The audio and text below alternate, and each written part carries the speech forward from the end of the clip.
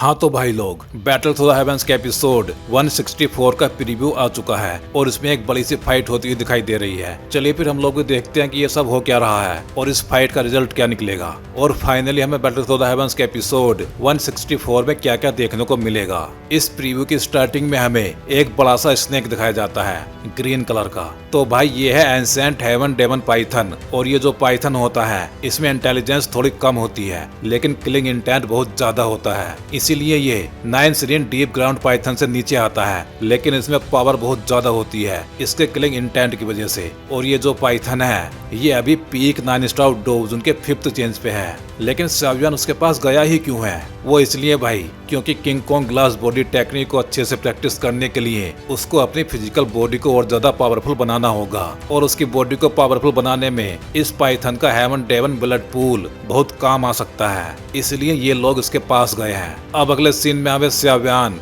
बाकी 4 लेडीज मतलब Chinglen, little Fei doctor, Medusa और यूनियन के साथ दिखाया जाता है और इन सभी को एंशिएंट हेवन डेमन पाइथन ने घेर लिया है। ऐसा लग रहा है जैसे वो इन सबको पीस के अपने ब्लड पूल में मिला लेगा। और फिर अगले ही सीन में हमें दिखाया जाता है इस पाइथन को अपना बड़ा सा मुंह खोले इन सभी को निगलने की कोशिश करते हुए। लेकिन अब ये सभी लोग भी रेडी थे इस पे अटैक करने के लिए, इसलिए अगले सीन में हमें दिखाई जाती है मेडुसा अपने 3 एरोस के साथ और दूसरी तरफ से दिखाई जाती है यूनियन अपने जाने पहचाने विंड स्वॉर्ड वाले अटैक के साथ। और ये दोनों ही इस टाइम 8 स्टार डोवजन लेवल पे हैं। फिर इन दोनों के अटैक दोनों तरफ से उस पाइथन से जाके टकरा जाते हैं। देखने से तो लग रहा है कि वो पाइथन निपट गया होगा लेकिन ऐसा नहीं है।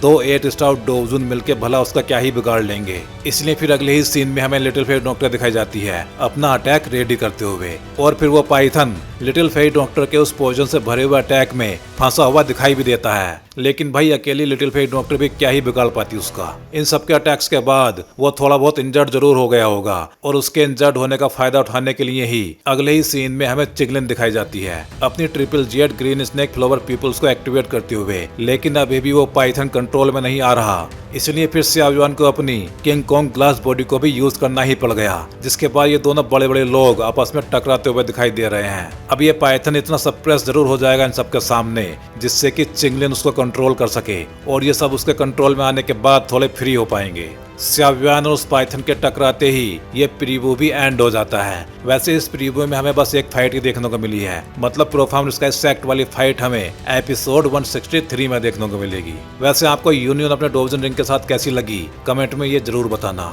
चलिए फिर जल्दी ही मिलते हैं अगले वीडियो में।